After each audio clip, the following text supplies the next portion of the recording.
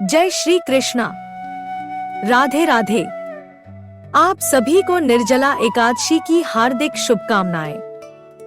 आज आप सुनेंगे निर्जला एकादशी व्रत कथा। साल 2025 में निर्जला एकादशी का व्रत 6 जून शुक्रवार को रखा जाएगा। ज्येष्ठ मास के शुक्ल पक्ष की एकादशी तिथि को रखा जाने वाला यह व्रत निर्जला एकादशी और भीमसेनी एकादशी के नाम से जाना जाता है। यह व्रत सभी एकादशी व्रतों में सबसे कठिन होता है, क्योंकि इसमें जल ग्रहण भी नहीं किया जाता। अब श्रीहरि विष्णु का ध्यान करते हुए आइए सुनते हैं यह पवित्र एकादशी व्रत कथा। कथा प्रारंभ करने से पहले कमेंट बॉक्स में लक्ष्मीपति नारायण की जय हो अवश्य लिखें। और अगर आप मीरा भक्ति चैनल पर पहली बार यह कथा सुन रहे हैं तो इस चैनल को जरूर सब्सक्राइब करें। भीमसेन ने महर्षि व्यास जी के आदेश से इस व्रत को किया था, इसलिए इसे भीमसेनी एकादशी या पांडव एकादशी भी कहा जाता है। इस दिन मन ही मन ओम नमो भगवते वासुदेवाय मंत्र का जाप करना चाहिए और गोदान करना चाहिए। इस दिन एक पात्र गड़ा जल से भरकर वस्त्र से ढककर सोना सहित दान करना चाहिए। दान देते समय कहना चाहिए, संसार सागर से तारने वाले हे देव, हे ऋषिकेश, इस जल के घड़े का दान करने से आप मुझे परम गति प्रदान करें। जो व्यक्ति इस व्रत को विधि पूर्वक करता है उसे सुवर्ण दान के समान फल मिलता है। जो इस दिन यज्ञ आदि करता है उसका फल तो अनंत होता है। इस व्रत से मनुष्य विष्णुलोक को प्राप्त होता है। जो लोग इस दिन अन्न खाते हैं वे चांडाल के समान माने जाते हैं।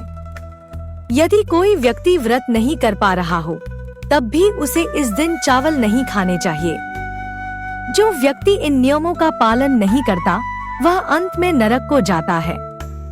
एक समय की बात है, एक बुजुर्ग अम्मा अपने बेटे, बहू, पोते पोतियों के साथ एक गांव में रहती थी। घर में किसी चीज की कोई कमी नहीं थी। फिर भी अम्मा ने निर्जला एकादशी व्रत रखने की ठान ली।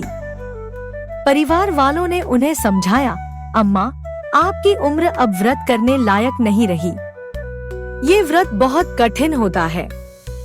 लेकिन बुजुर्ग अम्मा ने कहा, मैं यह व्रत अपने बच्चों की सुख समृद्धि के लिए रखना चाहती हूँ। मैं चाहती हूँ कि हमारे घर में कभी कोई कष्ट न आए। एकादशी का दिन आया। बुजुर्ग अम्मा ने प्रातः स्नान करके श्रीहरि विष्णु के मंदिर में दीपक जलाया, कलश स्थापित किया और व्रत कथा सुनी। दिन भर नमो भगवते वासुदेवाय मंत्र का जाप करती रहीं। उन्होंने सूर्य देव को अर्घ्य अर्पित किया और व्रत को पूर्ण श्रद्धा से निभाया। दिन के समय तो उन्होंने जैसे तैसे काट लिया, लेकिन रात जैसे जैसे बीत रही थी, प्यास और गर्मी असहनीय होती जा रही थी। वह तालाब में जाकर बैठ गई, कुल्ला किया, चेहरा धोया, लेकिन फिर भी बेचैनी बढ़ती जा रही थी।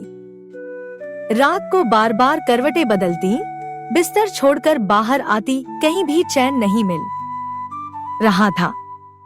उन्होंने आंखें बंद करके कहा, हे एकादशी माता, अब तो आप ही मेरी लाज रखो। मुझे शक्ति दो कि मैं यह व्रत पूरा कर सकूं। प्यास के कारण अब स्थिति असहनीय हो गई। अम्मा जोर जोर से चिल्लाने लगीं, बचाओ, बचाओ। घरवाले दौड़े आए। बहू ने कहा, हमने पहले ही मना किया था कि ये व्रत आपके बस का नहीं। लोग कहने लगे, अब उम्र हो चली है, व्रत उपवास से शरीर पर असर होगा। अम्मा बोली, मैं ना पानी पीऊंगी ना व्रत तोड़ूंगी। बस एक मटकी पानी मेरी छाती पर रख दो। पोता दौड़कर एक छोटी मटकी में पानी लाया और अम्मा की छाती पर रख दिया। थोड़ा आराम मिला और अम्मा की आंख लग गई। आधी रात बीत गई। अब एक नई परीक्षा की घड़ी आने वाली थी। भाग 3। एकादशी माता की परीक्षा और कृपा। आधी रात के समय एकादशी माता ने अम्मा की परीक्षा लेने के लिए मुर्गे का रूप धारण किया और बांग देने लगी। मुर्गे की आवाज सुनकर अम्मा की आंख खुल गई। उन्होंने सोचा, लगता है भोर हो गई। बाहर आकर उन्होंने आकाश की ओर देखा, लेकिन उन्हें प्रभात तारा नहीं दिखा।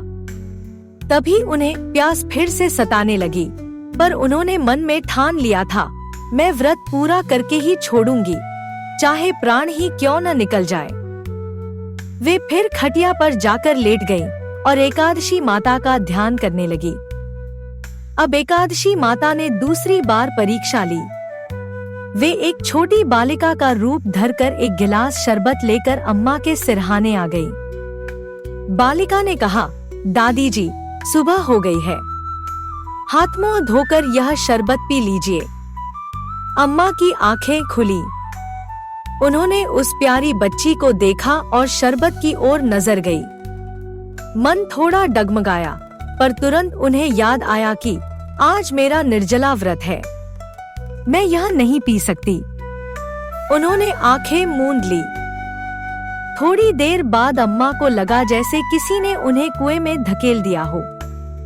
वो बेचैनी से हाथ पांव मारने लगी, लेकिन मुंह को भींचे रहीं ताकि पानी की एक बूंद भी अंदर न जाए। फिर ऐसा लगा जैसे अग्नि जल रही हो। गर्मी असहनीय हो गई, पर अम्मा स्थिर रहीं, व्रत में अडिग रहीं। कुछ देर बाद उन्हें फिर प्रकाश दिखाई दिया, पर देखा कि सुबह होने में अभी भी 3 घंटे बाकी हैं।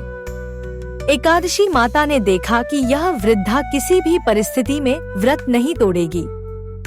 उनकी दृढ़ता और भक्ति से प्रसन्न होकर माता ने उन्हें आशीर्वाद दिया। अब आगे की रात शांति से बीत गई। सवेरा होते ही अम्मा ने स्नान किया, श्रीहरि विष्णु का विधिपूर्वक पूजन किया और एकादशी माता की व्रत कथा श्रद्धा से सुनी। इस एक व्रत के फलस्वरूप उन्हें ऐसा पुण्य मिला कि उनकी आयु में वृद्धि हो गई, घर में धन धान्य की भरमार हो गई और परिवार में सुख शांति का वास हो गया। अब उनके घर में किसी प्रकार का कोई अभाव नहीं था। अम्मा ने अपने जीवन के सारे सुख भोगे और अंततः वैकुंठ धाम को प्राप्त हुई। हे एकादशी माता, जिस प्रकार आपने उस वृद्धा अम्मा को ऐसा फल दिया, वैसे ही कृपा सभी पर करना। जो भी श्रद्धा से व्रत करे, आपकी कथा सुने, उसकी सारी मनोकामनाएं पूर्ण हों।